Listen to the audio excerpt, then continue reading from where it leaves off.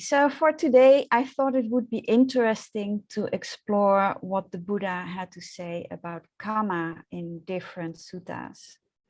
How Kamma works exactly is incredibly complex, but the Buddha did explain enough things to understand how it affects our lives and our practice, and also how we can influence it. So we will explore what is Kamma, why it is important, what the results of Kamma can be, and how we should practice in the most wholesome way. The understanding of Kamma is one of the things that we first begin to understand on an intellectual level in the mundane right view. So with an initial trust, let's say, that what the Buddha stated is right, he said, there is what is given, what is offered, what is sacrificed. So there is meaning in doing these things. He said there are fruits and results of good and bad actions. And this is Kamma, and this already tells us that there are different results depending on our morality or lack thereof. There is this world and the next world, which means rebirth for all beings. But you could also see it on a micro level where rebirth happens, well, moment to moment or even faster than that.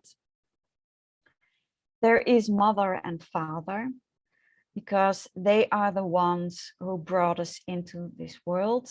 And so they deserve respect since they gave us the chance to experience Nibbana.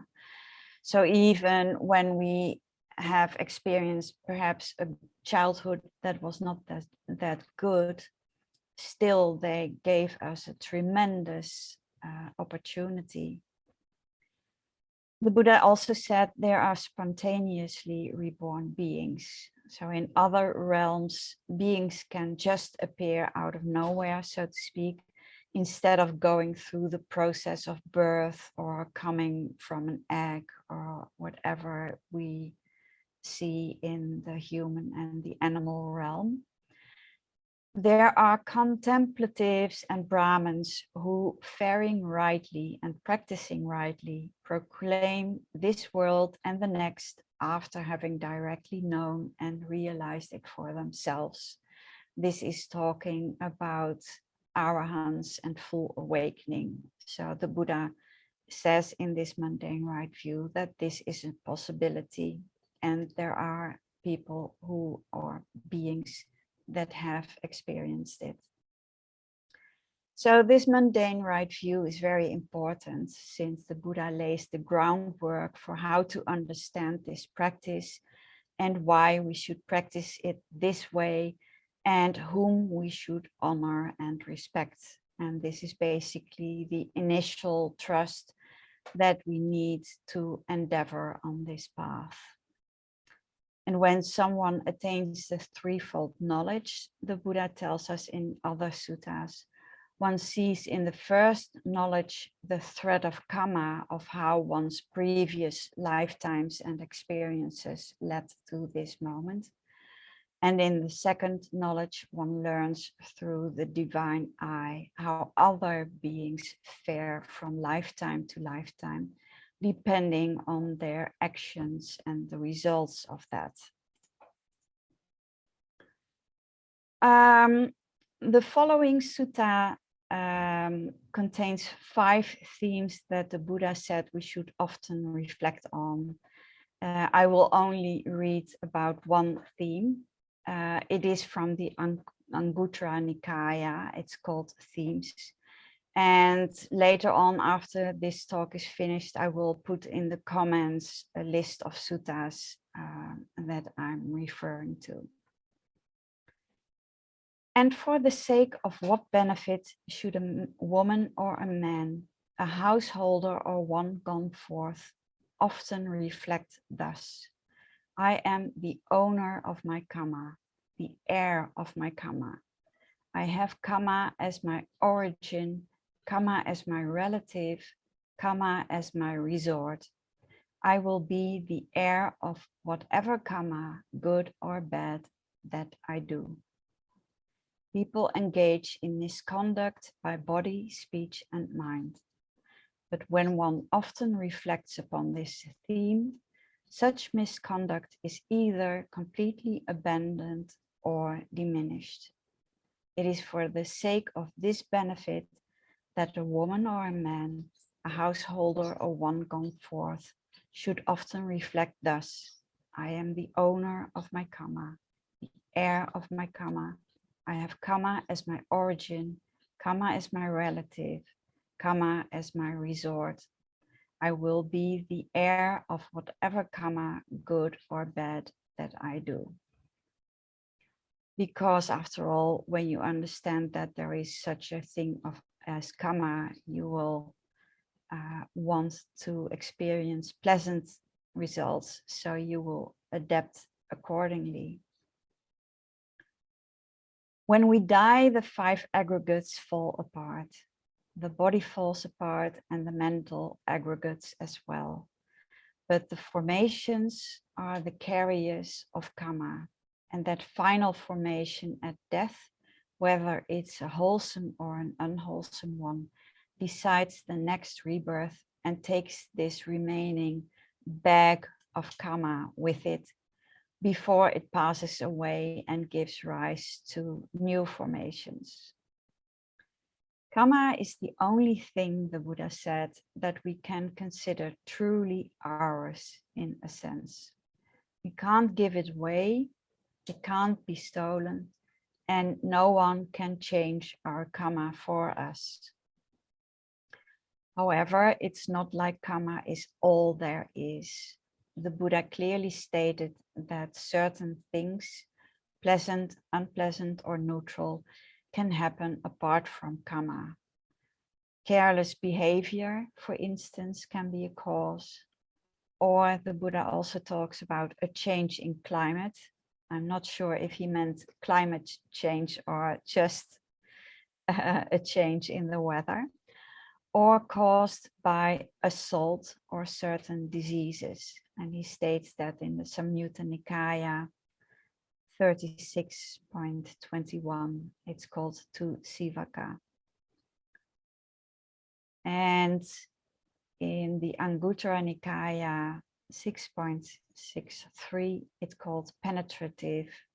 The Buddha says, it is volition that I call Kamma. For having willed, one acts by body, speech, or mind. So first there is an intention, and then one acts, and thinking is also considered an act, even if no one knows what you are thinking about.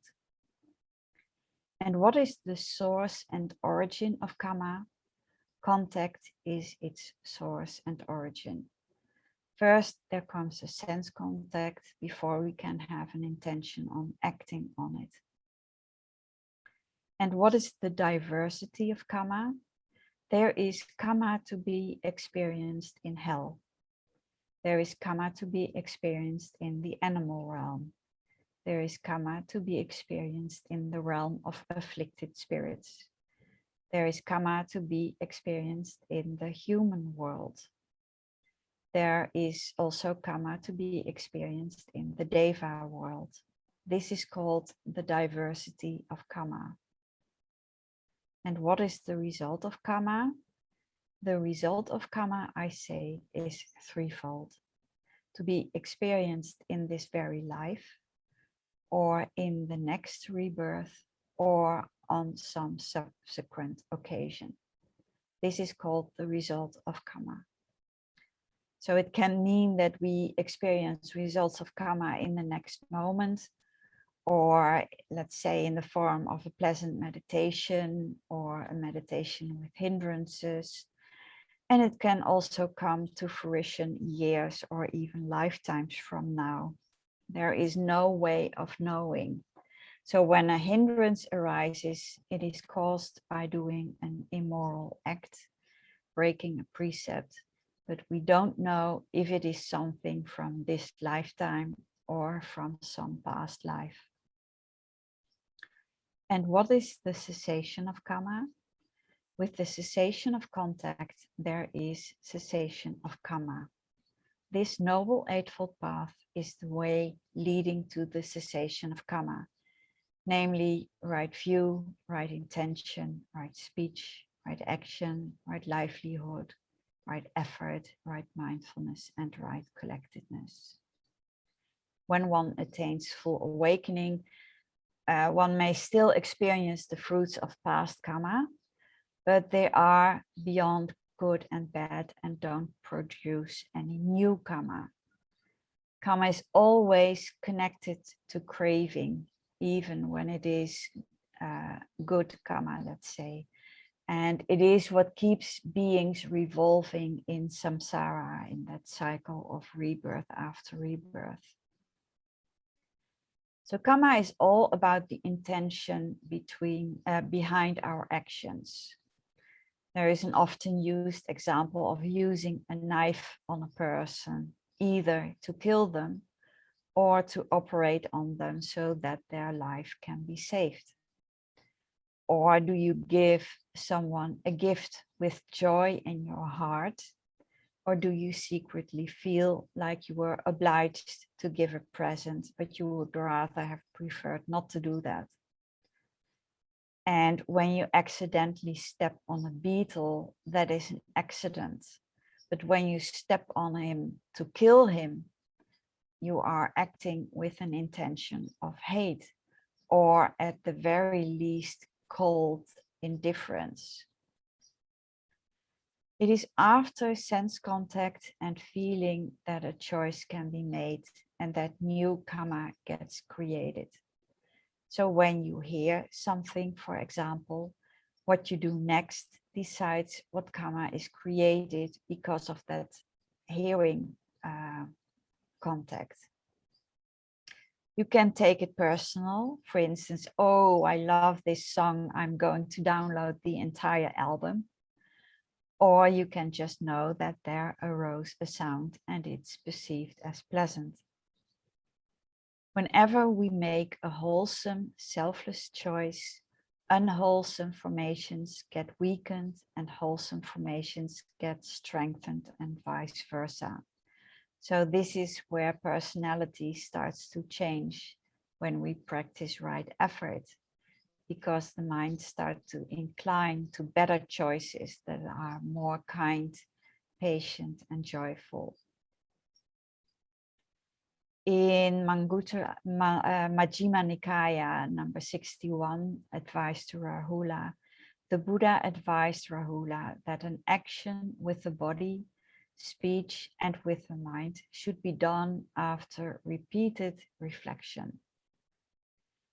Would this action that I wish to do lead to my own affliction, or to the affliction of others, or to the affliction of both? Is it an unwholesome bodily, verbal, or mental action with painful consequences, with painful results?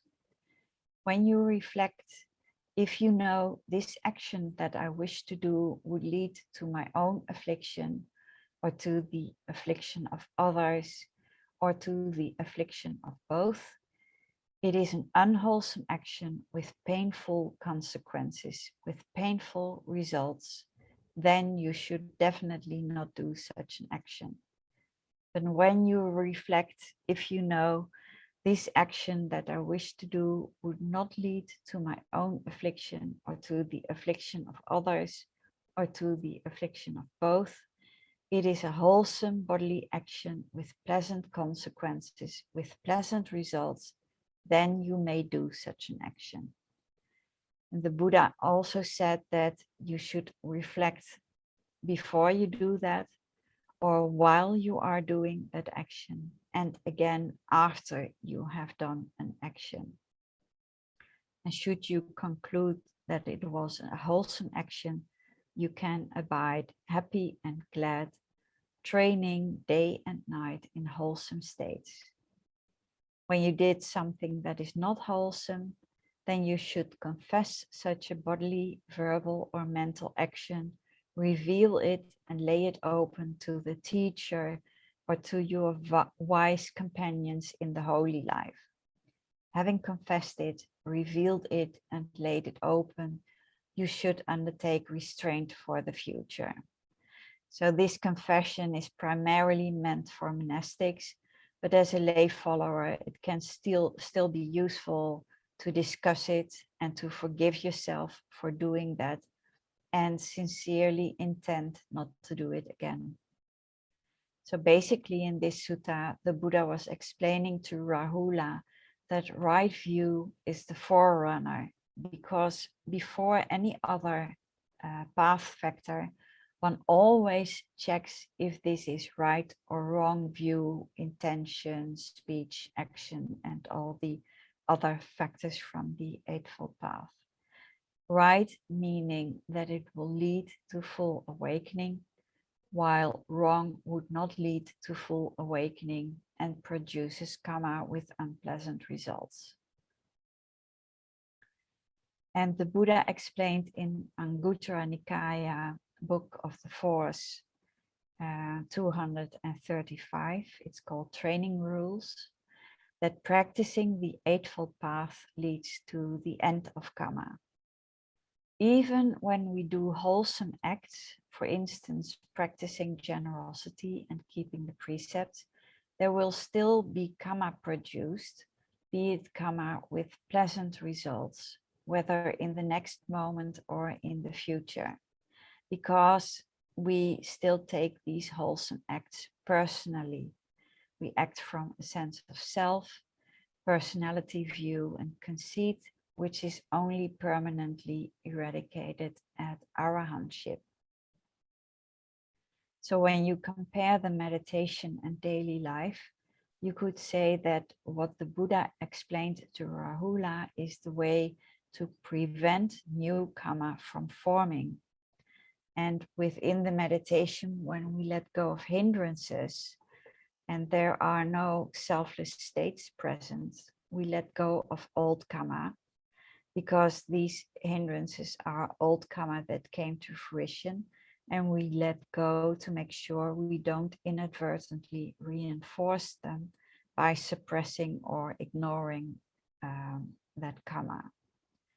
So in this way, we keep letting go of old kamma and prevent new kamma from being formed. This is how the mind becomes purified and personality starts to change for the better. Kamma is not predetermined. Kamma is something that is constantly in flux. Old kamma is coming to fruition and new kamma is forming, depending on how we respond in body, speech, and mind. Kamma is conditioned by formations. So the more you purify your mind, the more wholesome the formations start to become, and the more the mind inclines to making good and wholesome choices. It's like a feedback loop where choices condition the formations and formation conditions the choices. So the Buddha tells us that in each moment we have a choice, and that will decide future moments. To clarify, old kamma is everything happening, including the links of contact and feeling. So the body itself is also a result of old kamma. And new kamma gets created when a choice is made that takes things personal and is made out of craving and clinging. And when a choice is made according to the Eightfold Path, no kamma is created at all. And thankfully, it's not the case that we need to let go of all kamma that was ever created, so in many lifetimes, to be able to attain full awakening. We just need to let go of craving, ignorance, and conceit. So let's take a look now at what the results can be of kamma coming to fruition. And I will take this from a sutta from the Majjhima Nikaya called the Shorter Exposition of Action. The entire body is a result of Kamma, so the body is old Kamma. Master Gautama, what is the cause and condition why human beings are seen to be inferior and superior? For people are seen to be short-lived and long-lived, sickly and healthy, ugly and beautiful, uninfluential and influential, poor and wealthy, low-born and high-born, stupid and wise. What is the cause and condition, Master Gautama, why human beings are seen to be inferior and superior? Student, beings are owners of their actions, heirs of their actions. They originate from their actions, are bound to their actions, have their actions as their refuge. It is action that distinguishes beings as inferior and superior. Here, student, some man or woman kills living beings and is murderous, bloody-handed, given to blows and violence, merciless to living beings. Because of performing and undertaking such action on the dissolution of the body after death, one reappears in a state of deprivation, in an unhappy destination, in perdition, even in hell. But if on the dissolution of the body after death, one does not reappear in a state of deprivation, in an unhappy destination, in perdition, in hell, but instead comes back to the human state, then wherever one is reborn, one is short-lived. This is the way, student, that leads to short life. Namely, one kills living beings and is murderous, bloody-handed, given to blows and violence, merciless to living beings.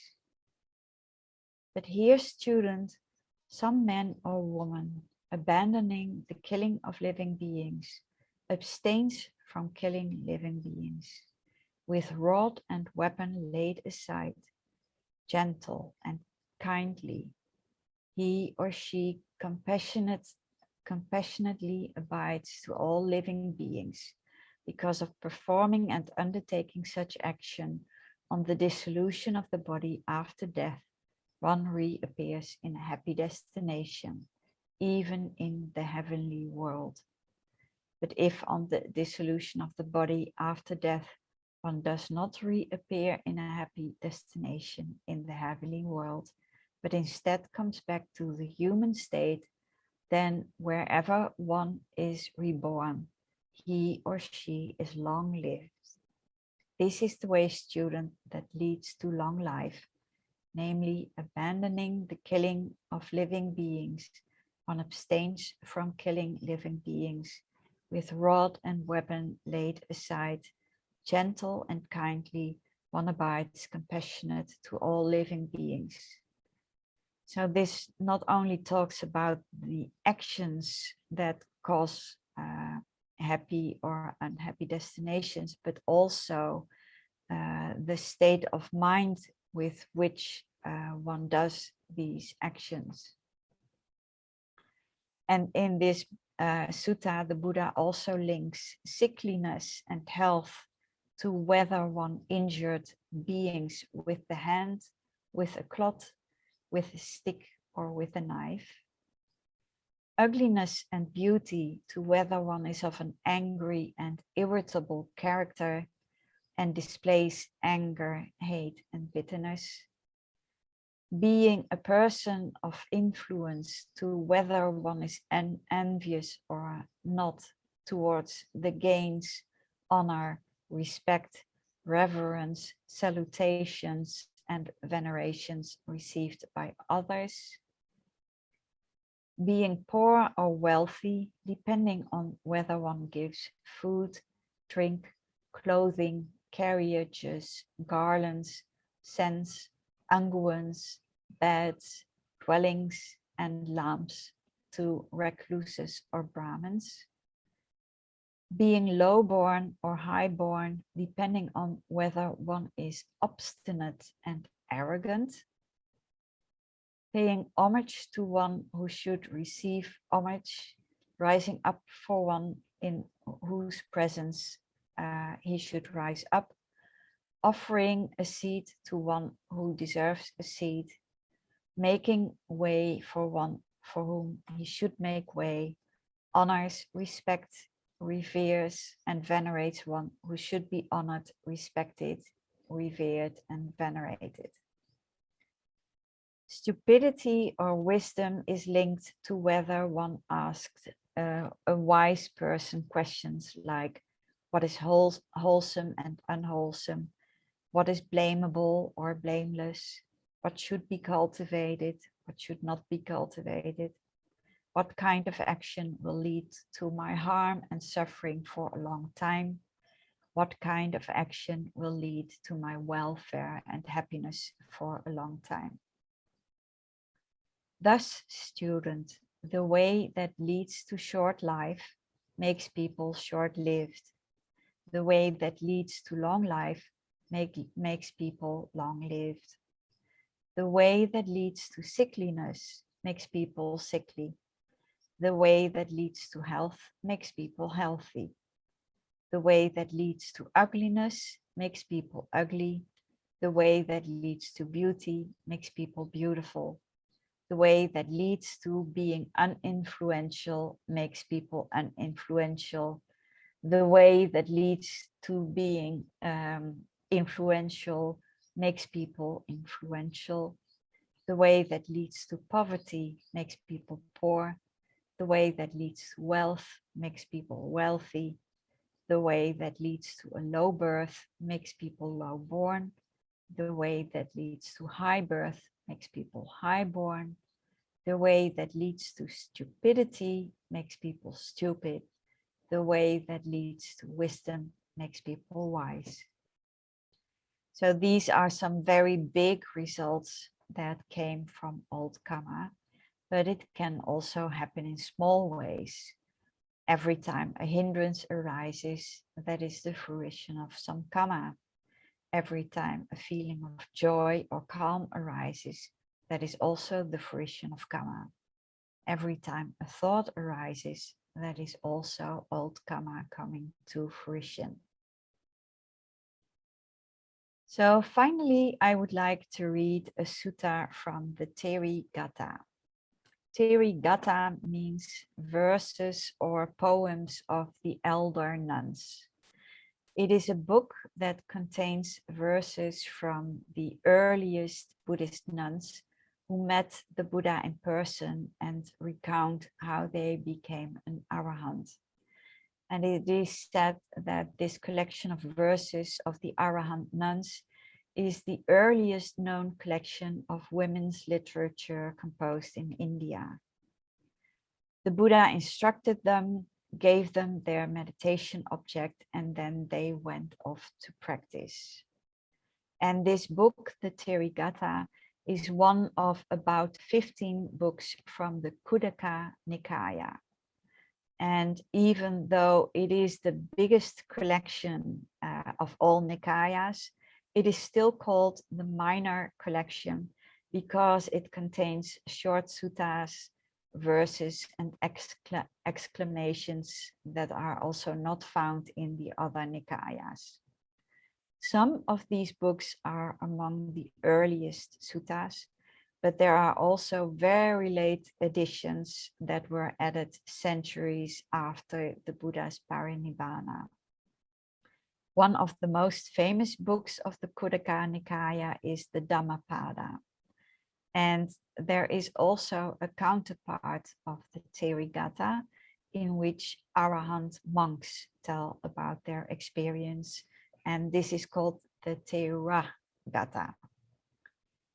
This sutta that I will be reading is called Isidāsi and is from the group of 40 verses as translated by K.R. Norman. There was also a translation by Mrs. Rhys Davids, but it is a bit more difficult to understand because it's really old-fashioned English. So I decided to go for Norman. In this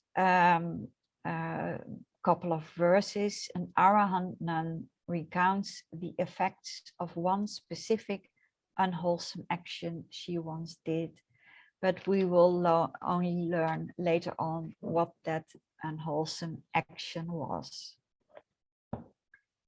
In the city named after a flower, Pataliputta, in the best part of the earth, there were 2 bhikkhunis, members of the Sakya clan, possessed of good qualities. So they were from the same clan as the Buddha. One of them was called Isidāsi, and the second one was called Bodhi. Both possessed virtue, delighted in meditation and study, and had great learning. They had shaken off defilements, so they were arahants. When they had wandered for alms, made their meal, and washed their bowls, seated happily in a lonely place, they uttered these words. You are lovely, noble Isidāsi. Your youth has not yet faded. What fault have you seen in household life that you are then intent on renunciation of the world? Asked in this way in the lonely place, Isidāsi, proficient in the teaching of the doctrine, that means the teaching of the Dhamma, said, Hear, Bodhi, how I went forth. In Ujjaini,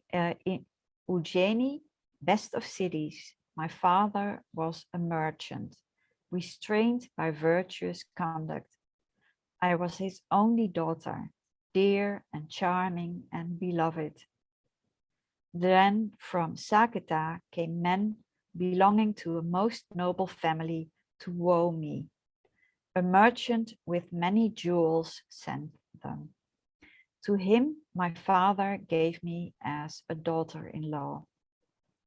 Approaching morning and evening, I did obeisance with my head to my father-in-law and mother-in-law. I paid homage to their feet as I had been instructed. Seeing my husband's sisters or his brothers or his retinue, even my one and only beloved, I trembled and gave them a seat. I gratified them with food and drink and hard food and whatever was stored there. I brought it forth and gave what was fitting to each. Arising in good time, I approached my Lord's house. Having washed my hands and feet, upon the threshold I approached my husband with cupped hands. Taking a comb, decorations, collyrium, that is a kind of dark eyeshadow or eyeliner, I think. I looked it up. And a mirror, I myself adorned my Lord like a servant girl. I myself prepared the rice gruel. I myself washed the bowl. I looked after my husband as a mother her only son. My husband offended against me, who in this way had shown him devotion, an affectionate servant with humbled pride, an early riser, not lazy, virtuous. And he said to his mother and father, I will take leave and go. I will not be able to live together with Isidāsi in one house. So his parents are quite surprised and they say, do not speak in this way, son. Isidāsi is learned, clever, an early riser, not lazy. Why does she not please you, son? She does me no harm, but I will not live with Isidāsi. To me, she is just odious, repulsive. I have had enough. Having taken leave, I will go. Hearing his utterance, my father-in-law and mother-in-law asked me, "What offense have you committed? Tell us confidently how it really was." And then Isidāsi says, "I have not offended at all. I have not harmed him. I have not said any evil utterance. What can be done when my husband hates me?" I said. Downcast, overcome by pain, his parents led me back to my father's house, saying, "While keeping our son safe, we have lost the goddess of beauty incarnate." So she was virtuous. She did everything she could to please her husband. She was beautiful, and still he found her repulsive. Then my father gave me to the kinsmen of a second rich man belonging to a noble family for half the bride price for which the merchant had taken me. In his house too I lived a month. Then he too rejected me, although I served him like a slave girl, not harming him, possessed of virtue. And my father spoke to one who was wandering for alms, so a monk, a tamer of others and self-tamed. "Be my son-in-law, throw away your cloth and pot." So that was a third one she would be given to. And he too, that monk, having lived with me for a fortnight, then said to my father, "Give me my cloth and pot and cup. I will beg for alms again." Then my father, mother, and all the groups of my relatives said to him, "What has not been done for you here? Say quickly what may be done for you." And the monk said, spoken to in this way, "Even if I myself were honored, I have had enough. I will not be able to live together with Isidāsi in one house." Allowed to go, he departed. And I, for my part, all alone, thought, "I shall ask leave and go to die, or I shall go forth as a wanderer." Then the noble lady Jinadatta, expert in the discipline, so expert in the Dhamma, with great learning, possessed of virtue, came to my father's house on her begging round. Seeing her in our house, I rose up from my seat and offered it to her. I paid homage to her feet when she had sat down, and I gave her food. I satisfied her completely with food and drink and hard food and whatever was stored there. And I said, "Noble lady, I wish to go forth." Then my father said to me, "Practice the doctrine in this very place, child. Satisfy ascetics and twice-born Brahmins with food and drink."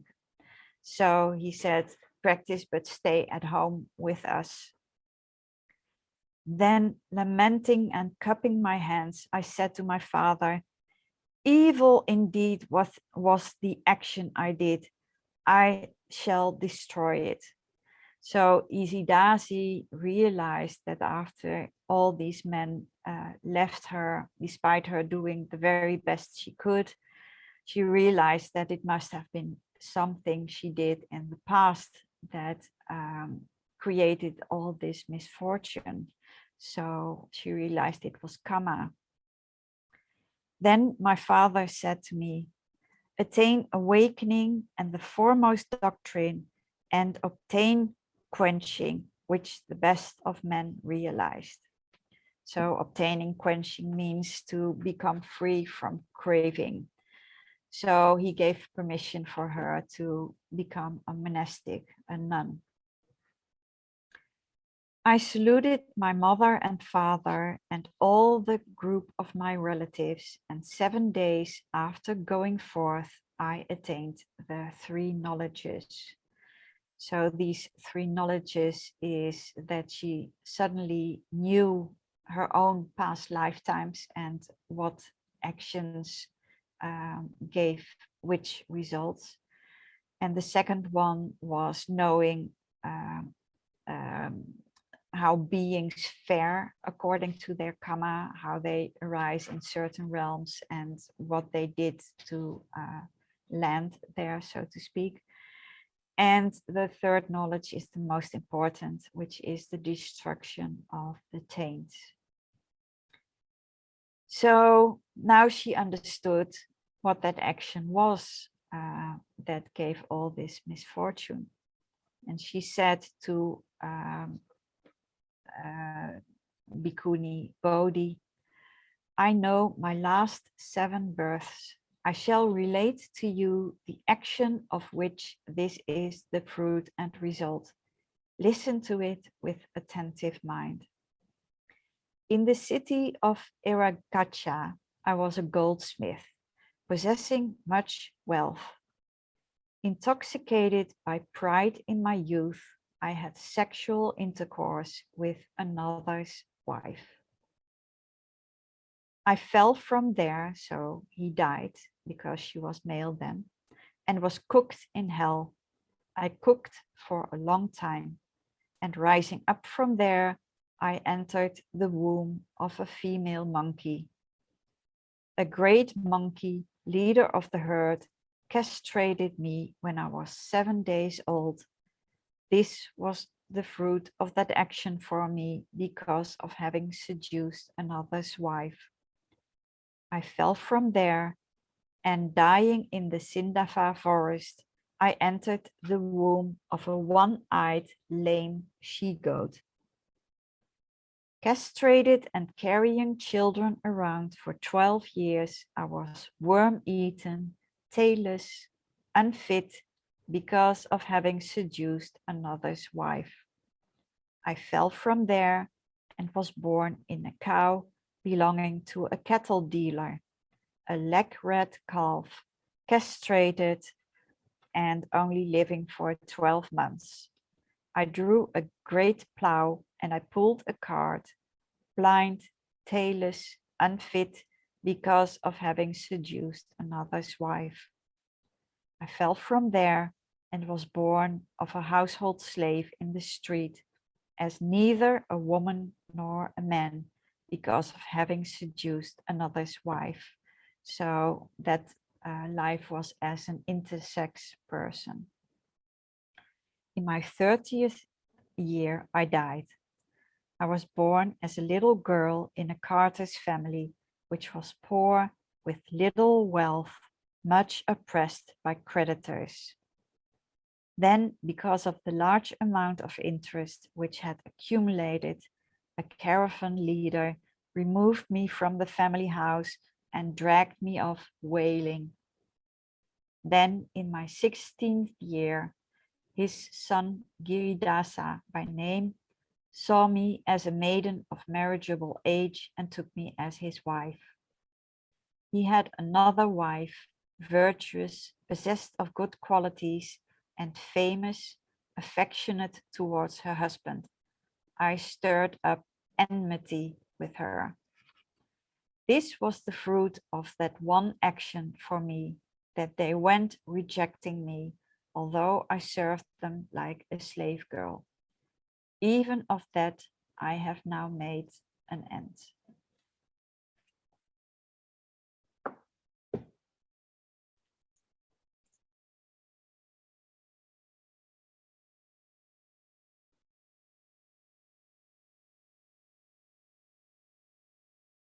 So, any questions or comments?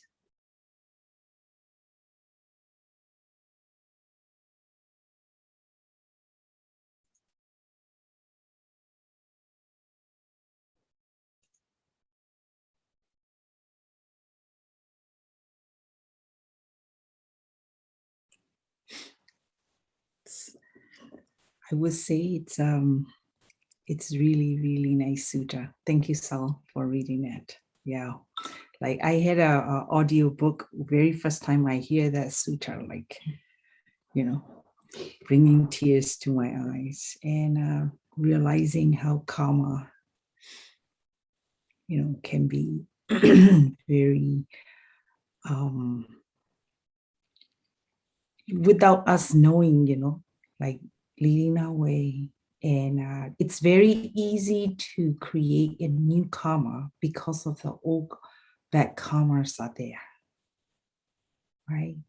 Yeah. So it's a reminder, and yeah, it's really nice. Thank you. Okay. Yeah, because I've noticed that so many people are always, whenever they talk about whatever misfortune, why did this happen to me? Yeah. And most people don't realize that they don't realize anything about the mundane right view. Let's say they don't know about Kamma. They don't know that there are actions and results to that actions. They might not even believe in rebirth and things like that. So it's very sad, actually. Yeah. Sometimes I've imagined how would life look if we could see Kamma being created in the moment and the result of that Kamma.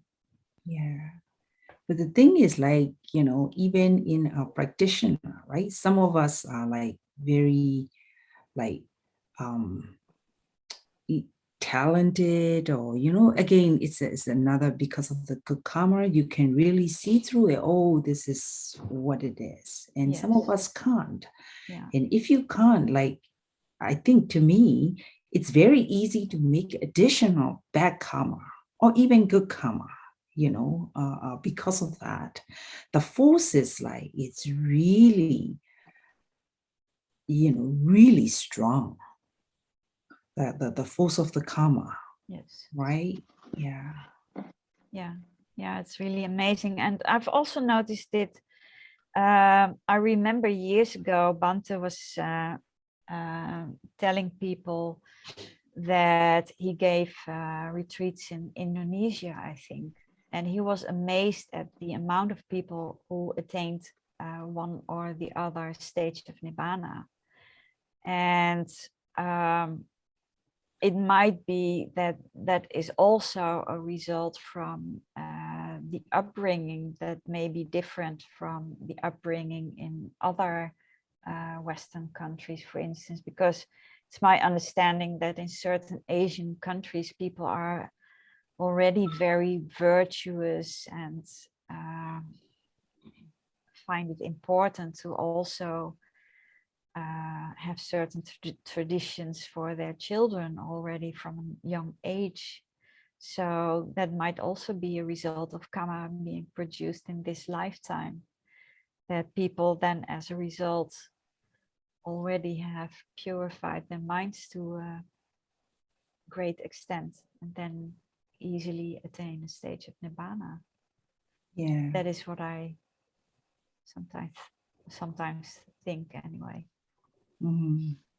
It's possible, because like I was I was rereading some of the Janaka tales, and a few other tales, or a few other books. And I can see that, like, even between the Buddha and Devadatta, right? Like, this is going back and forth of this karma. And I think it's like, another thing that it scares me, or like making me realize, is we are always in this like circle of like either friends or environments, always, it's very hard to get out of it. Like, this is our becoming our world because of this force of the karma. It's very interesting. At the same time, if you are not paying attention to it, it's very scary. Yes. To me. Yeah, and maybe also to add that I mean, the Buddha clearly states that being born as a human is so incomprehensible rare, and that it is very, very easy to end up in lower realms or even in hell. And I think that when you see people in the street, for instance, they will act in unwholesome ways as a result of unpleasant karma that came to fruition. So they have some kind of misfortune and they get angry or try to take it out on others. And that's really spirals downward in a way. Yeah. So it's pretty hard to be able to understand or to trust that karma works this way and to spiral the other way to become increasingly more wholesome, so to speak. It's very So true. yeah, but it's quite sad, obviously. Yeah. Because even wrong view can already have very nasty rebirths as a result. So I had a question. Yes. Ask away. Go ahead. Delsanji, go ahead. Okay. Just a quick question. You were talking about the path leading to the ugly, the path leading to the beautiful, the path leading. Which sutta is that from? Majjhima Nikaya 135, the shorter discourse on action, I think. Okay. And just a small comment. Somebody, I think you mentioned, people just always ask, why did this misfortune come to me? But nobody asks, why did this fortune come to me? Nobody asks, what is the result of all of these good actions that I have, or the fruit? Yes. What is the cause of all this good fruit? So I would say reflecting both on the good and the bad helps one develop greater equanimity when it comes to karma. Yes. But many people act as, at least from what I have seen, as if good fortune is something that they expect. Yeah. And they never expect misfortune. But when there is good fortune, it's only natural that they should have good fortune. I've noticed that. Yeah. But you are absolutely right. It's a beautiful addition. Yes.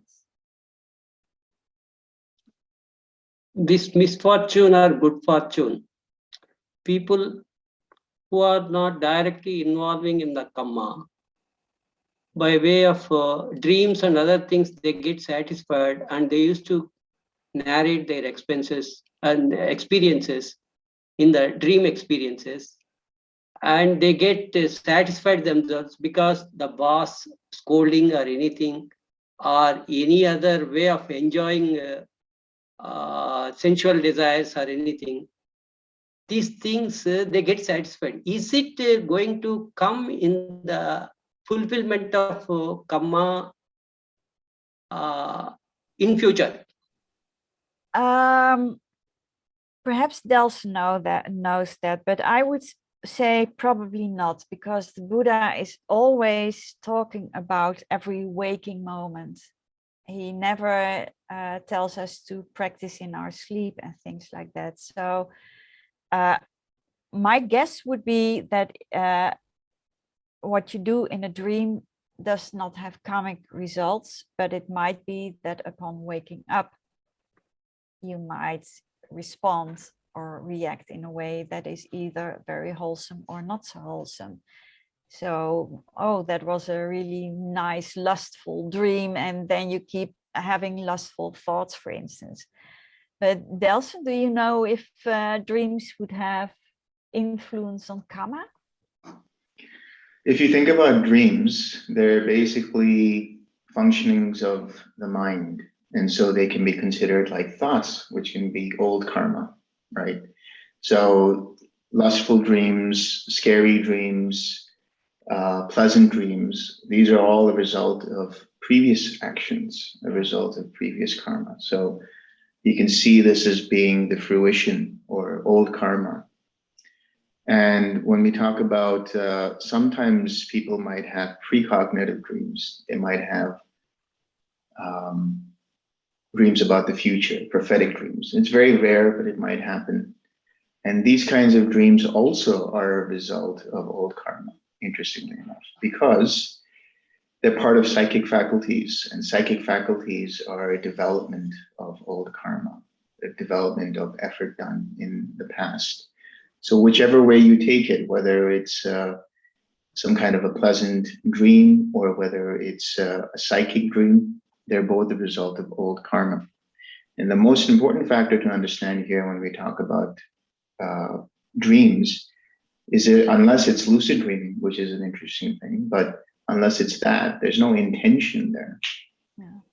And then even there within lucid dreaming, whatever intention there is, it's not actually causing harm to anyone but yourself, if there was an intention to harm, let's say. So for karma to come out, to play out, for an action to play out, there has to be certain things, like in the case of killing or in the case of sexual misconduct, there are certain factors, but that's all dependent first and foremost on intention. So if there's no intention in a dream, that can't be any new karma. May I ask the Delsenji further? Sure. There is no volition. That's what you are speaking about, dream. But his soul in a sense, his heart is getting satisfied because the boss has scolded him, and boss is some bad fate is happening in the dream or anything. Finally, he comes and he feels very happy to shout in the office or tell in the office in a happy manner. So he is forgetting the scolding, earlier scolding. Or anything, a bad thing is happening. If I want to enjoy something that has happened in the dream, I get satisfied. Like that type of people come and report to me generally. This is what actually, but there is no volition. There's no frank, volition. According to you, volition. But he is getting satisfied that is over from his mind. That's right. What type of kamma it comes here?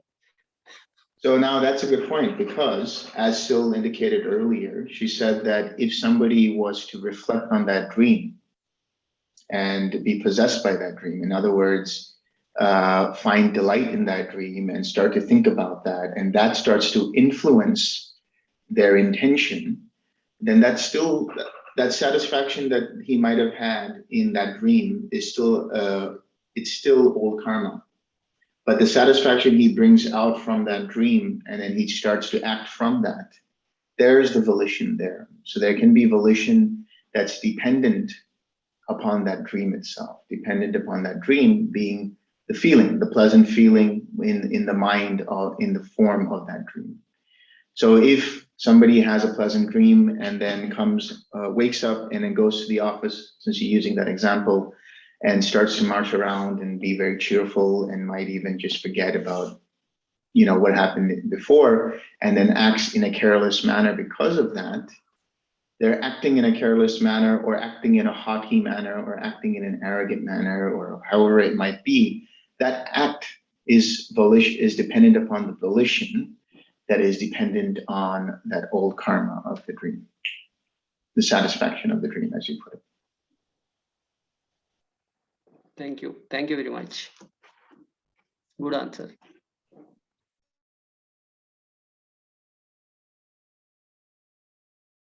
I think someone else also wanted to ask a question.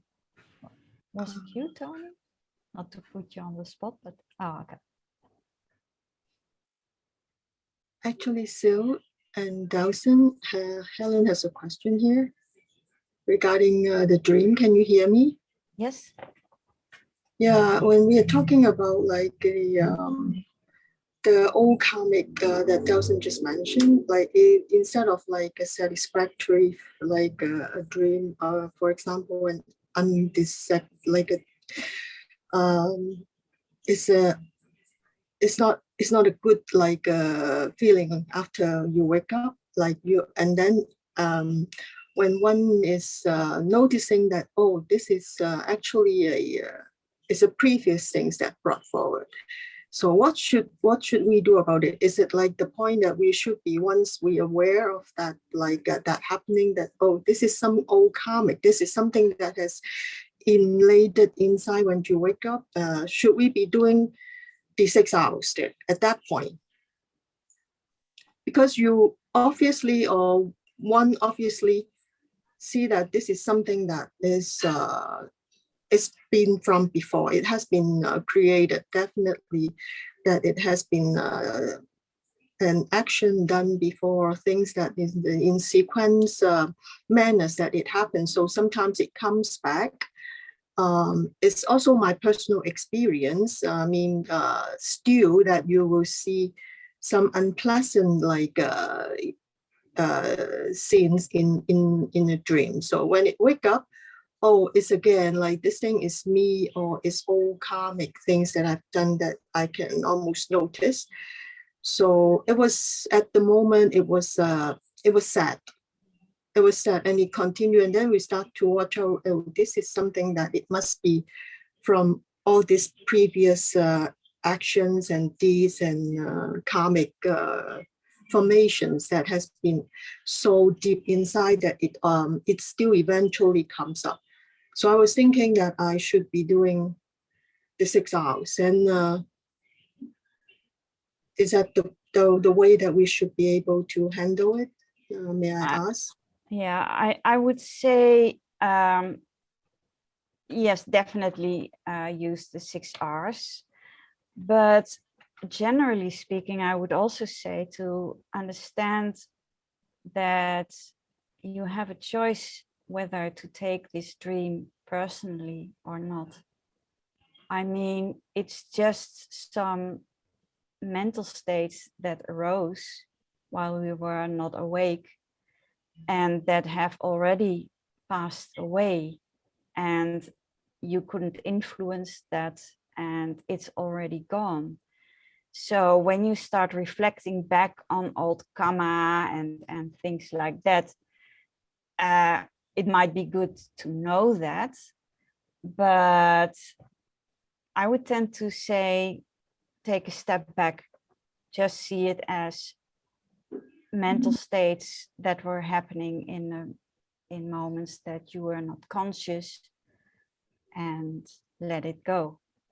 I mean, there are also a lot of people who try to interpret dreams or try to understand what meaning might it have and things like that, but then you are basically dwelling in something that has already passed away forever.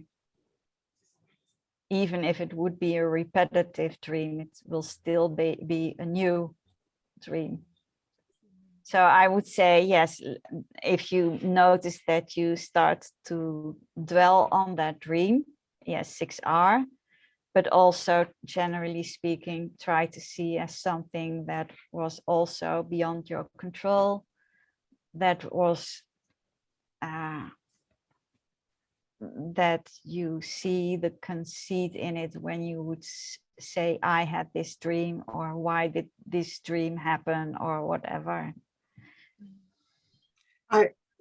Yeah, thank you. But I can almost see that it is how it was come up. Like it has been previous deeds or previous actions or wrong actions, or like I have triggered. This is the learning that I was almost able to notice that. And but still it's ongoing there. So you know that it is coming back. And sometimes it's just a very slight thing. Even in the sittings, there is also this sobering, like, oh, it is this sobering like thing is there. It just come up and it's gone. And it's sobering, it suddenly is there or again, like it is,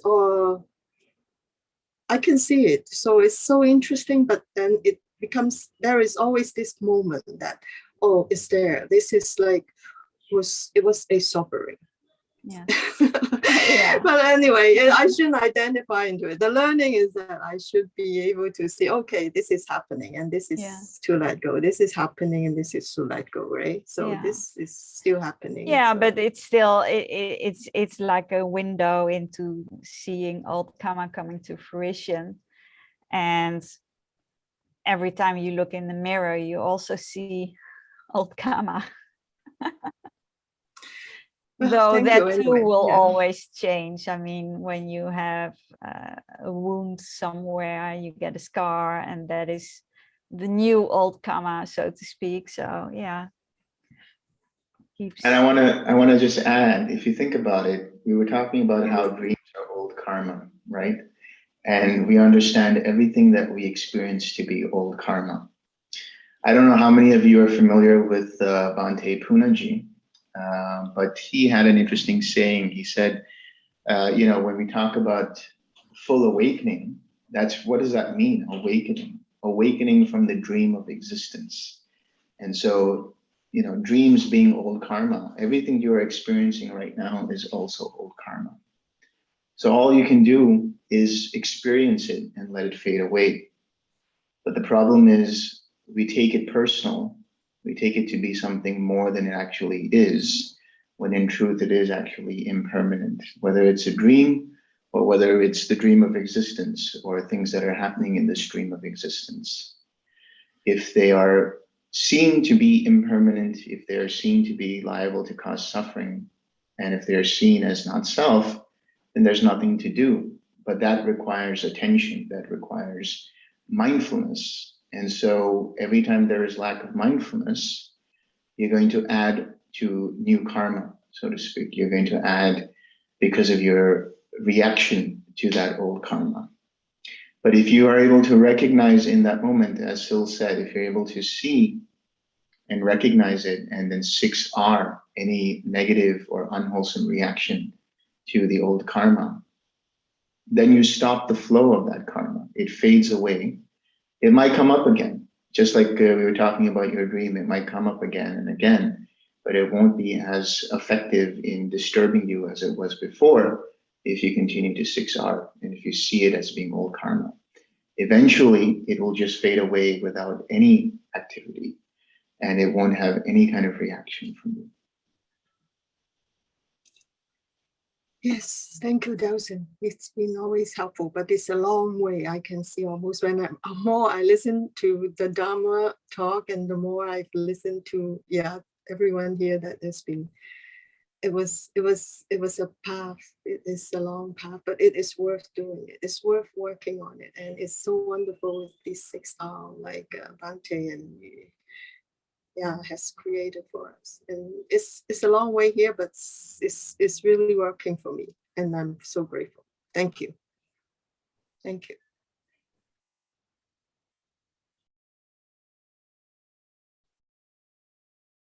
I have a general question. Yes. Delsanji, could you please? Recently, I heard about Kaka Bhusindi, the crow sage. And there he watched the eons and eons, the impermanence, to be frank.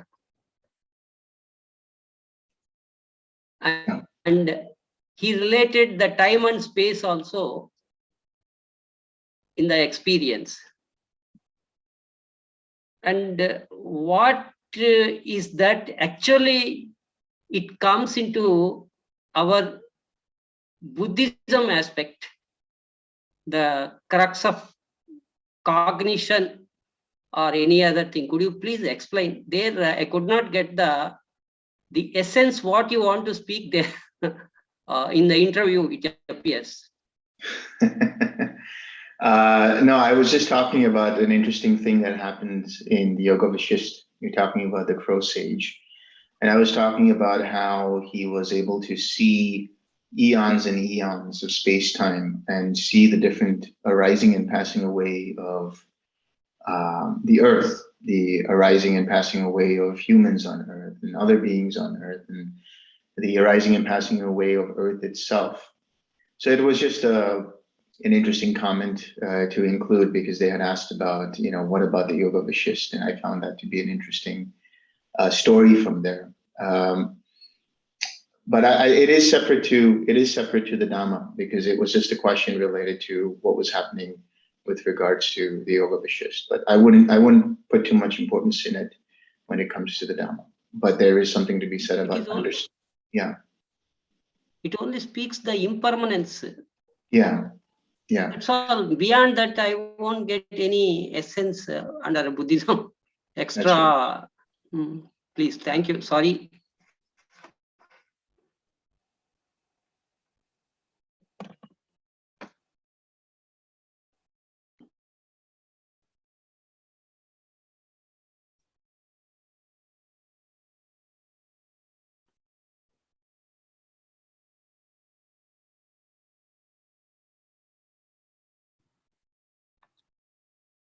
Oh, I just want to comment that I thought it's interesting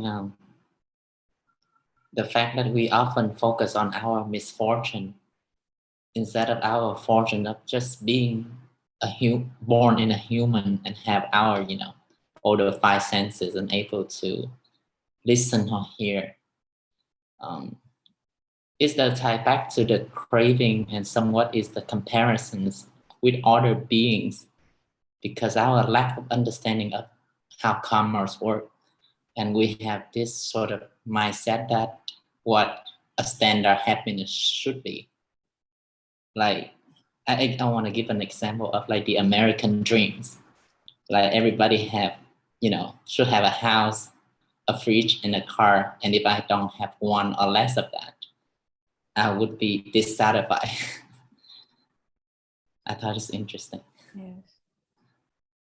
Yes, and we live in a society where marketing is everywhere, so they will make sure to feed the attention to all kinds of stuff, just to keep the wheel of money running, and it creates a tremendous amount of dissatisfaction. I mean, I remember when I left home, I was 16, and I lived for 6 months in a cabin where there was no tap water. There was only a well, so no shower, no running water. It was really strange, because I didn't even know it was possible in my country, but there I was. And ever since that experience, even many decades later, I still am in awe that I have running very good quality hot and cold water whenever I like. And with that comes also that I'm just so happy that I have a roof over my head and central heating and stuff like that. That is really something that made such an impact for me, that from then on I really started to appreciate when people start talking about they need a new kitchen or a new car, and it makes me think, really? I mean, yes, it's nice eye candy, but we already, for the most people that I know at least, already have so many good things in their lives. So yeah. Yeah, it really comes down to gratitude. If you think about it, you could spend an entire day thinking about all the things that you have in your life, and you would still have more things left to talk about, if you really think about it. So the gratitude is really a great antidote to greed and to envy. Yeah.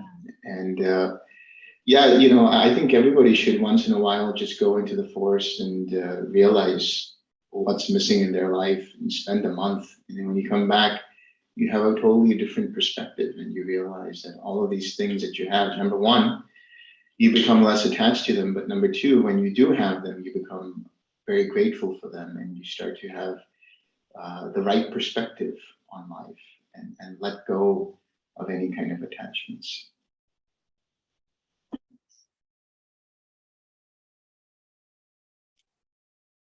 When compared to the earlier Dhamma talks and today's Therigatha expressed a lot of one particular reaction that is bad, one of the virtues losing with the neighbor's wife, and so many rebirths happened.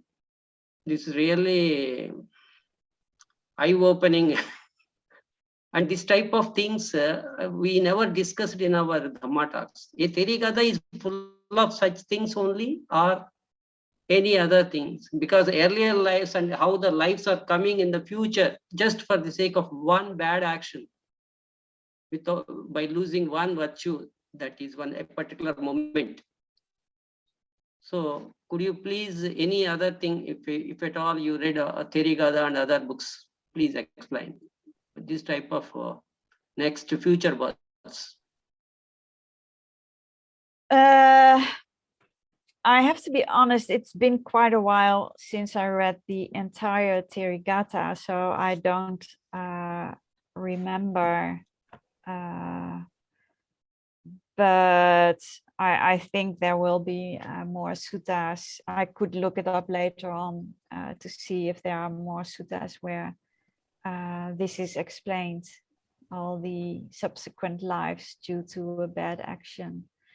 But you will read in front of, particularly before the sutta as translated by Mrs.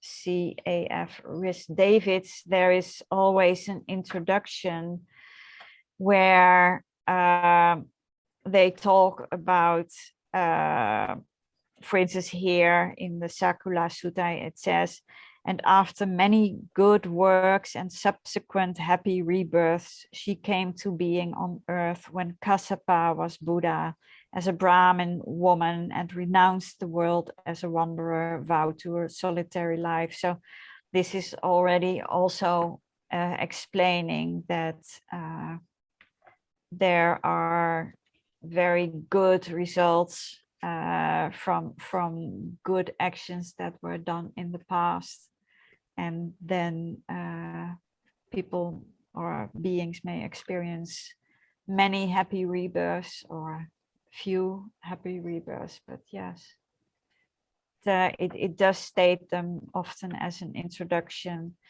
but I don't know at the top of my head of suttas that go in as much detail as the Isidāsi Sutta. But in those introductions, there will be comments about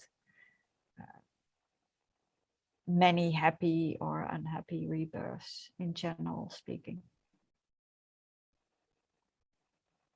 Thank you.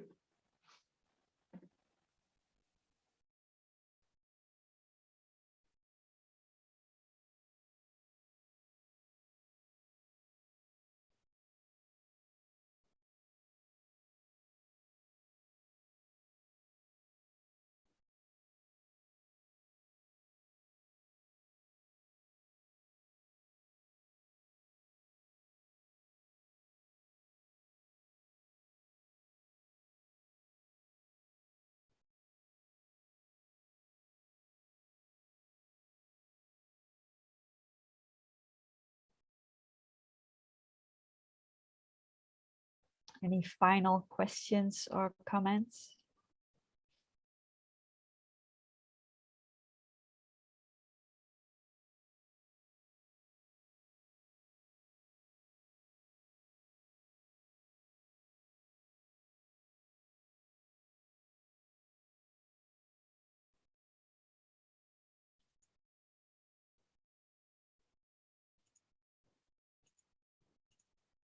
Okay. Let me put up the sheet to share merits.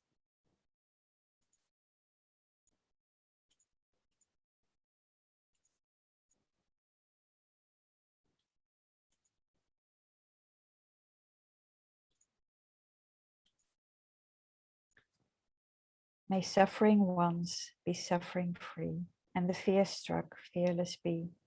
May the grieving shed all grief, and may all beings find relief. May all beings share this merit that we have thus acquired for the acquisition of all kinds of happiness. May beings inhabiting space and earth, devas and nagas of mighty power, share this merit of ours. May they long protect the Buddha's dispensation. Sadhu, sadhu, sadhu.